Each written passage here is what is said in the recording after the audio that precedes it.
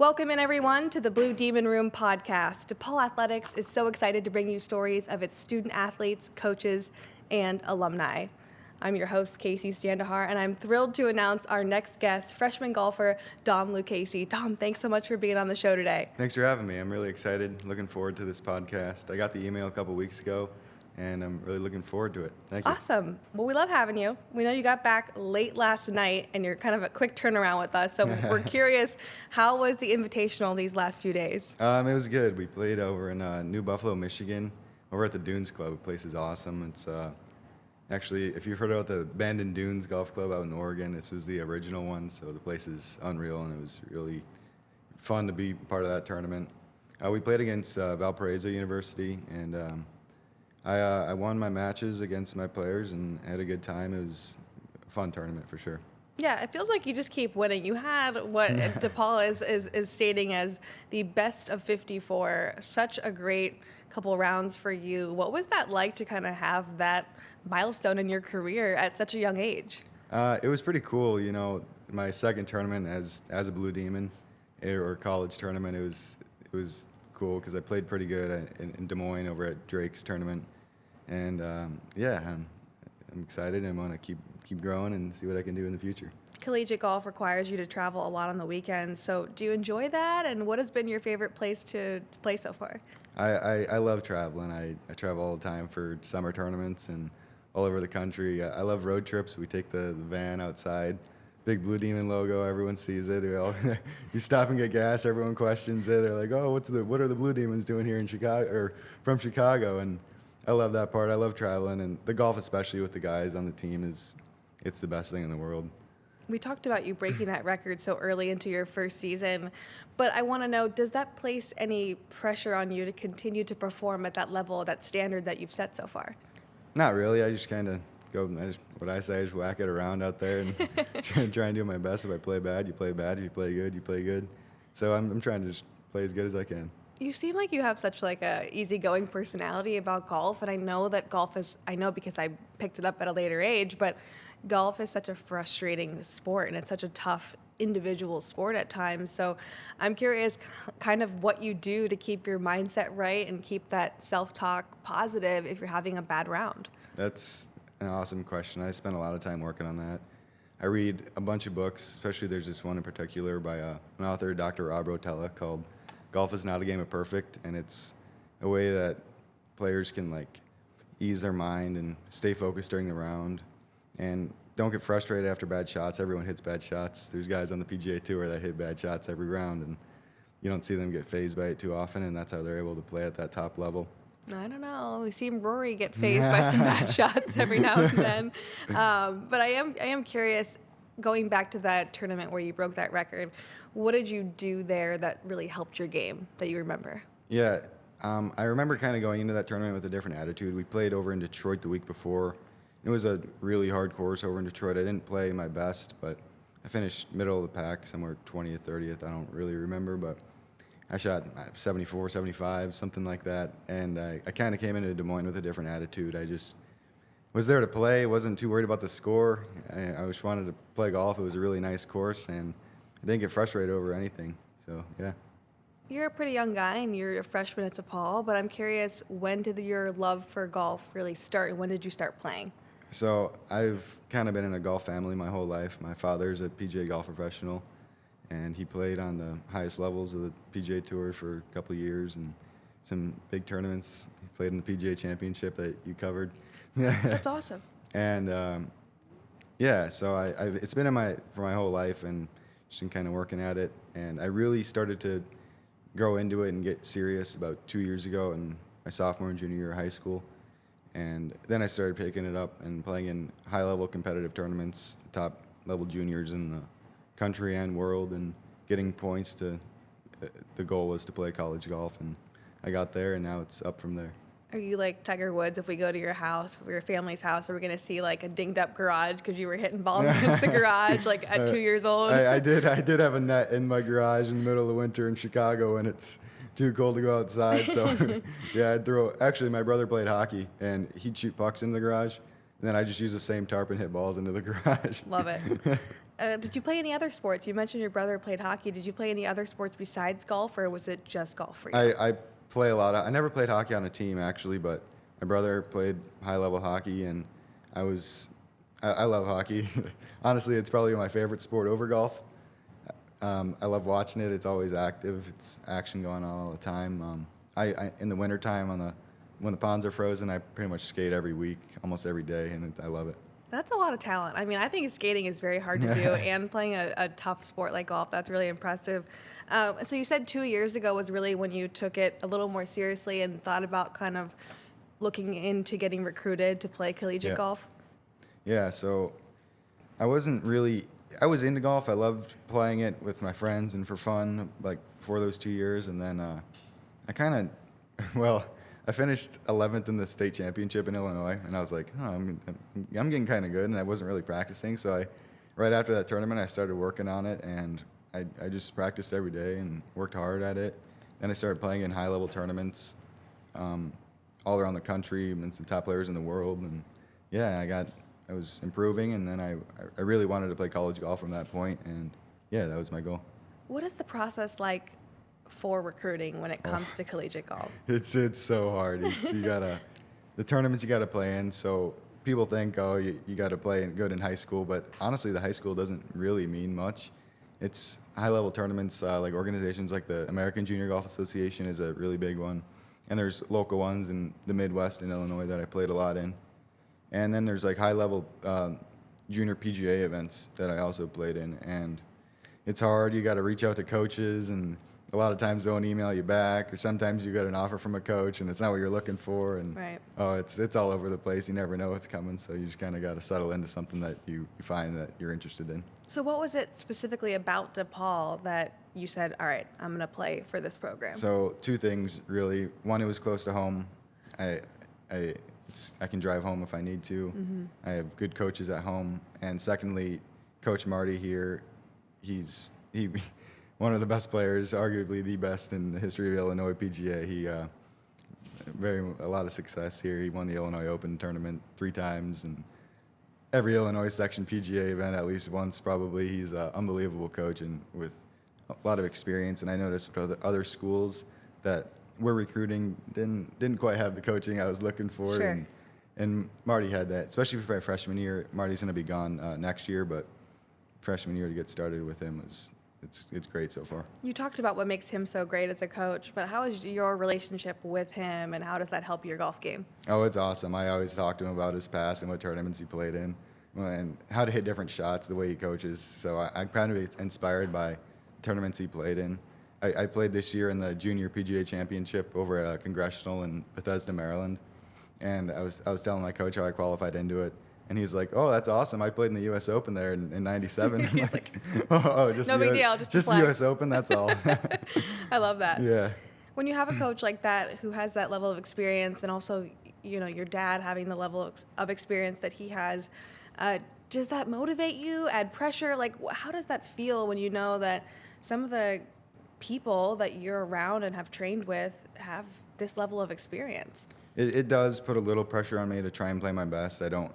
It almost makes you feel like you got to live up to the other people, but yeah. I'm kind of starting to drift away from that and just think that I just got to go on my own path and do the best I can, whether I fulfill that or not. So I used to think that a lot, but the pressure was real, especially with my father. And the same last name, I get it all the time. Right. I'm Dino's kid, not Dominic. So I get that one a lot, but I'm just trying to drift away from that and focus on myself and my own game. Sure. Was your dad tough on you growing up with golf? Because I know, like, my dad was tough on my brother when it came to baseball, basketball, golf. I mean, not, in a bad right. way, but just in a driven way to make him just keep getting better. Actually, not at all. So that's kind of why I got into competitive golf so late, because he never pushed me to do it. And that's, I think, is a good thing. I was never forced to play that I didn't want to, because then I feel like you have the option of like getting burnt out, or not loving it anymore. So he never pushed it on me, and that's what I like. And he still doesn't. If I like it, I like it. But I think at this point, I think he knows that I'm all the way in. So love that, Dom. We're going to take a quick break. We'll be right back with more with Dom Lucchesi. Welcome back, everyone, to the Blue Demon Room podcast. I'm joined by freshman golfer Dom Lucchesi. We're hanging out here. Dom, I want to get into school a little bit. We talked a lot about golf, and we'll get back to that. How has it been going to school so close to home and being able to play golf so close to home? The school has been a major adjustment for me, actually. It's going from high school to the first semester, quarter of college can be a little stressful, and especially being a student athlete on the golf course, we're gone every week, missing 2 days of school. So you're always missing class, emailing professors, and trying to keep up. And that it's definitely a challenge. I got to leave for class, in 30 minutes and go take an exam in my economics class. So totally looking forward to that. That's the thing that I was adjusting to. So well, we appreciate you taking time before a test. That means a lot. We appreciate your time here. But I'm curious, how lenient are professors, and how have you kind of worked around some of those things? And also, how does this affect your social life, being that you have your studies, your homework, and golf and traveling? Yeah, the professor part, it's kind of just whatever the due date is when it's due. You got to work your way around that one. And so I spend a lot of time on the van, traveling to tournaments, just typing away and studying, reading, whatever you got to do, with the headphones on so it's silent. And but yeah, that's kind of, and the travel part, it gets in the way for sure. But you got to work around it. Speaking of that travel, we heard that you enjoy the rides to practice. I love So those. what makes that so special? Well, when you don't have homework, then you got to hang with the team. That's the good part. But when you have homework, you got to put the headphones on and make sure it's silent so you can focus. But when the homework's done and you can listen to the music with all the guys on the team, it's a blast driving to tournaments or practice or wherever you're going. A lot of the guys on the golf team are a few years older than you. So Right. do you feel that age gap, or does it all kind of blend together? I don't feel it really. I don't think it matters. We all get along just great. We all laugh and have fun. So no, there's actually only me and one other freshman on the team, and the rest are upperclassmen. So, but no, I don't think it affects it at all. Do they tease you at all, or is it just friendly? A little bit. The freshmen are always the ones that have to put the bags in the van and For take them sure. out, but that's about it. Other than that, we get a little, they give us some crap every once in a while, but Hey, it's a rookie thing. Right. It's fine. What is it like competing against them, and is there a friendly rivalry with any of the guys? the only thing that would be a rivalry would be in the qualifying spots to get into tournaments. So in college golf, you're only able to take 5 guys on the team to go to a tournament, and there's 8 of us on the team, so you can tell there's a little tension between the guys on the team when qualifying happens. It's usually 4 rounds or so to qualify into a tournament, and Sure. you're playing against each other. So yeah, you're friends, but you got to try and beat the other guy. That's the Right. goal. Golf has become a lot more popular with the rise of the show on Netflix, Full Right. Swing and Live Golf. And so I'm curious, who has been sort of an influential figure in the game of golf for you? Right now, it's who plays on the PGA Tour is Scotty Scheffler. I love his mentality. He's always, looking forward to it. He's happy, and everyone shows emotion, but you can tell he manages his emotions much better, and I'm kind of inspired by him. In the long run, Tiger Woods and his mental game is unbeatable. Yeah. I don't think anyone will ever do that, and even in history, Jack Nicklaus is probably the greatest of all time, and the way he thought of it and accomplished all those tasks were unbelievable. You talk about Scotty Scheffler. What is he, 27 years old? Yeah, Clearly managing his emotions very well. I mean, would you play that well if you were arrested 5 hours previous? I know, it's impressive how these players, and it's quite common on that high level of the PGA Tour that these players can face conflicts and block them out just because their mental strength is able to do that. Fans often joke that golf is one of the only sports where you come to a tournament dressed like a golfer, dressed like you're ready to play. The You're polo, right. the golf shorts, That's or right. golf pants. So I'm curious, if you wanted to change the uniform, would you? Or if you could change it, would you? Or do you like what you get to wear? I love what we got to wear. I'm strictly an all pants guy on the golf course. I think just like on tour, I Yeah. grew on that family with my dad. He played and always had to wear pants, so I kind of grew into that. And I think it respects the game more. And golf's kind of a game of manners and respect and dignity, and I like to follow that. Yeah, I love that. There's history and kind Right. of class around it. So I think that's awesome. Switching gears a little bit, you're very into music. We've I am. checked out a lot of your videos on Oh, yeah. Instagram, which are super impressive. So we'll get into that. But I want to know, what is the last artist that you played, maybe on Spotify or Apple Music, whatever you use? It's a lot of classic rock. They could be Eagles, Beatles, CCR. A lot of classic rock is what I listen to. Awesome. And you play guitar, right? I do. What kind of guitar do you play? Oh, everything. I'm big on the Rickenbacker and Gretsch guitars, electric guitars. Okay, so you skate, you golf, you play guitar. I mean, seriously, what is he not good at? You play live as well. Where and when do you play? So me and a couple guys play in a Beatles tribute band. I'm sure you've seen on my Instagram. We play a lot of Beatles stuff. And we play at just local restaurants and stuff back home.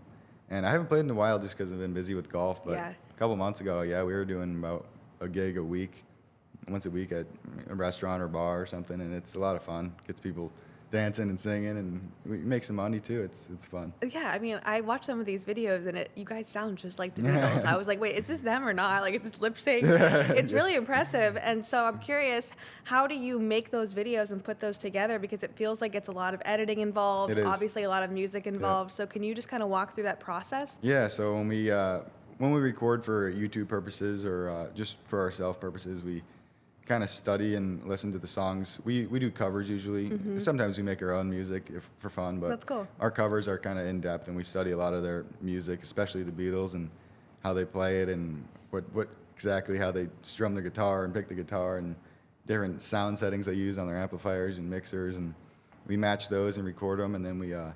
Since it's usually either me and one other guy, we mix them together because there's not four of us, right? So we got to play each other's parts, and we mix them together and try and match them identically to how it sounded originally. Yeah, I was going to say, I noticed how you're cutting it up where it's like, okay, someone's facing the back and then they're also next to you. Yeah. Like, that's just so interesting. And I love that it has like a vintage, old school feel Yeah, to it. yeah. So really impressive stuff. Do you find that music helps at all with golf? And are there any parallels between the two?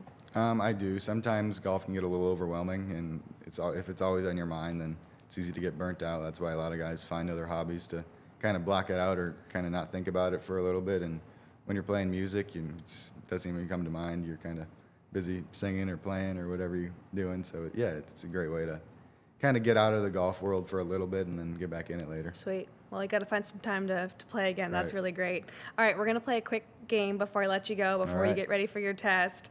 It's called Walk With Me. Are you ready for it? We're going to am. throw you into a scenario, and you kind of have to make some decisions. Okay. Here we go. So imagine you wake up at your home in Grays Lake, Illinois. Okay. Describe to us your childhood bedroom. And is it still there? A childhood bedroom. Wow. Well, actually, I lived in Port St. Lucie, Florida for a little bit. So Okay. that was my childhood bedroom. Okay. And it had a lot of animals on the wall. That's what I remember. It was elephants and giraffes, and those are everywhere, and little blankets everywhere. But no, it's pretty lame now. I bought a bunch of guitars on my wall at home, and Yeah. some pretty boring white sheets and and beige paint. So Yeah, your parents are always like, hey, you're welcome back here anytime, but then they change up the room, and you're like, am I? yeah. So say you have a completely free day and you have time to go do something fun that is not golf related. Where's the first place you're going? Wow, that's a great question. You probably haven't had a free day in a while. You don't get a lot of free days here, that's for sure. But we did have one a couple weeks ago, and it was 85 degrees, and went to the beach over at Oak Street, and it was a blast. Me and the guys were throwing a frisbee and hanging out. But I love bowling. I get really competitive with my bowling game. I've been in high school. My senior year of high school, I became friends with a lot of guys on the bowling team. Oh, and they were so good. I would just get waxed by them. But I got better. They would show me how to do it and different techniques and stuff. And I got into bowling for a little bit. I haven't bowled in a while, but I'm getting there. I bet you're good at that too. It's crazy. So if you're going to the beach, are you driving? Or is someone else driving? Are you walking, biking? In Chicago, I wouldn't recommend driving. It's about double the time to get anywhere. But scooters are great, especially if you just don't got to carry anything. Train, public transportation's good here. So Yes. That's why we love Lincoln Park area. Okay, now you've arrived at this secondary location, which is now the beach. Okay. You're having a good time. All of a sudden, we're going back in time. The Beatles walk through the door. Wow, all right. This will be amazing. And they're really excited to see you. You're excited to see them. They're big fans of your golf game. and you have 2 vouchers to a free dinner at the nicest restaurant in town, where would you take the Beatles? Well, I'm not sure exactly what the nicest restaurant in town is. So, I mean, I guess where would you take them? It doesn't have to be the nicest place. My favorite in Chicago is Maggiano's. Love it. I love. You see my last name. Yeah, I was gonna say you have that Italian last name. I love Maggiano's, and yeah, that's my favorite. Okay, bad news. You can only take one of them to dinner. Which of the Beatles is coming with you to Maggiano's? George Harrison is my favorite. I play lead guitar in all of our stuff, and so did George, and kind of inspired by the way he played and the way he acted. Okay, so George, party animal, he invites you out to a party with him afterward. Do you enjoy parties? I'm not a big party guy. I could throw it together if I have to, but Throw it together. I'm kind of an early morning guy, especially with golf and trying to Sure. getting up early and practicing. So If you're not a huge partier, what is your preferred method of kind of hanging out with people, socializing? I kind of just late at night, or hanging out with a group of people. Not necessarily parties, but I love going to dinner with some guys or friends and hanging out, and those are good times. Love that. All right, the next day the Beatles are like, Dom, let's go out to the green. That's my best British accent. But of course, they're the Beatles and they're rich, so they offer to fly you to any course in the world. Where would you go? Any course in the world. Wow. That's tough, right? That is very, very tough. I'm going to go with, I would love to play. See, all the good courses are in the U.S. That's the thing. What about St. Andrews? St. Andrews is cool because it's the oldest one, but I feel like, it's got to be kind of boring there. The weather always looks bad there. The weather does always look bad. My favorite course that I dream of going to is probably Oakmont in out east. All right. So on the plane, on the way to Oakmont, they have a selection of any movie you could ever want to watch. What movie are you watching? Any movie I'd ever want to watch. Wow. That's tough. I don't even know if I'd be able to answer that. I'm going to go with the SpongeBob SquarePants movie. Okay, I like Big it. SpongeBob guy. So you get to the course, and the Beatles actually don't know how to golf. They lied to you. And they don't know how the scoring works. So how would you explain it to them or to someone simply? I would say, well, if they don't know how the scoring works, then the odds are they probably can't hit the ball too well. So I was just telling them to try and get it in the hole in the fewest amount of shots as possible. Right? What if they just whack it like you? I mean, yeah, that's the motto. Just whack it around. So the Beatles are super grateful for you to teach them about the great game of golf, and they want to give you a really awesome, expensive present. What would you accept from the Beatles? It'd have to be a guitar. Guitar signed by the Beatles. That would be the best thing. That would be amazing. All right, last question. Now you're parting ways. The Beatles ask that you don't tell anybody about this. They're like, keep it hush-hush. No one can know. They found a time machine, and they used it to hang out with the Dom Lucchesi of DePaul Men's Golf. Are you good at keeping a secret, or do you feel like you would have to you would just be dying to tell somebody about this? That would be tough. If I was with all 4 of the Beatles, then I don't know if I'd be able to keep that secret, but I think I could if I had to. Who was the first person you would tell, though? Like, who would you be like, oh my God, you won't believe about the experience I just had? My buddy that I play music with. What's his name? His name's Jack. Jack, shout out Jack. All right, Dom, thank you so much. That was fun. I hope you enjoyed that as well. I had a lot of fun. That was awesome. It has been great to have you on the show today. You're a super impressive athlete and just overall student in general. So good luck the rest of the season. We're excited for you. Thanks. Thanks for watching the Blue Demon Room podcast.